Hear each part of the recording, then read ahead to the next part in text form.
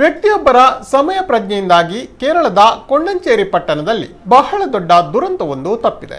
ಭಾನುವಾರದಂದು ಭತ್ತದ ಹುಲ್ಲು ತುಂಬಿದ್ದ ಲಾರಿಗೆ ಓವರ್ ಹೆಡ್ ವಿದ್ಯುತ್ ತಂತಿ ತಗುಲಿದ ನಂತರ ಬೆಂಕಿ ಹೊತ್ತಿಕೊಂಡಿದ್ದು, ಲಾರಿಯ ಚಾಲಕ ತನ್ನ ವಾಹನವನ್ನ ಬೆಂಕಿಯಲ್ಲಿ ಉರಿದು ಹೋಗುತ್ತದೆಂದು ಖಚಿತವಾಗಿ ಅಸಹಾಯಕನಾಗಿ ನಿಂತಿದ್ದ.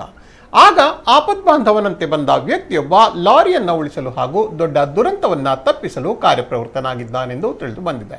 ರವಿವಾರ ಮಧ್ಯಾಹ್ನ 12:30 ಸುಮಾರಿಗೆ ಲಾರಿ ಚಾಲಕ ತನ್ನ ವಾಹನದಿಂದ ಜಿಗಿದಾಗ ಶಾಜಿ ವರ್ಗೀಸ್ ಎಂಬುವರು ಆಗಮಿಸಿತು.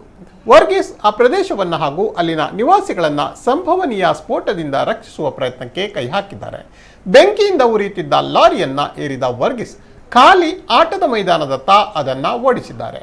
ಉರಿಯುತ್ತಿರುವ ವಾಹನವನ್ನ ಉಳಿಸುವಲ್ಲಿ ಅವರು ಯಶಸ್ವಿಯಾಗಿದ್ದಾರೆ.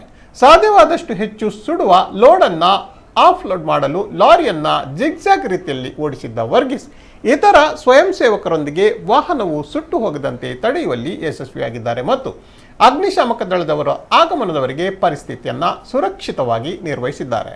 ಸದ್ಯ ವರ್ಗೀಸ್ ಅವರ ಧೈರ್ಯಶಾಲಿ ದೃಶ್ಯದ ತುಣುಕನ್ನು ಆನ್ಲೈನ್ನಲ್ಲಿ ವ್ಯಾಪಕವಾಗಿ ಹಂಚಿಕೊಳ್ಳಲಾಗುತ್ತಿದೆ.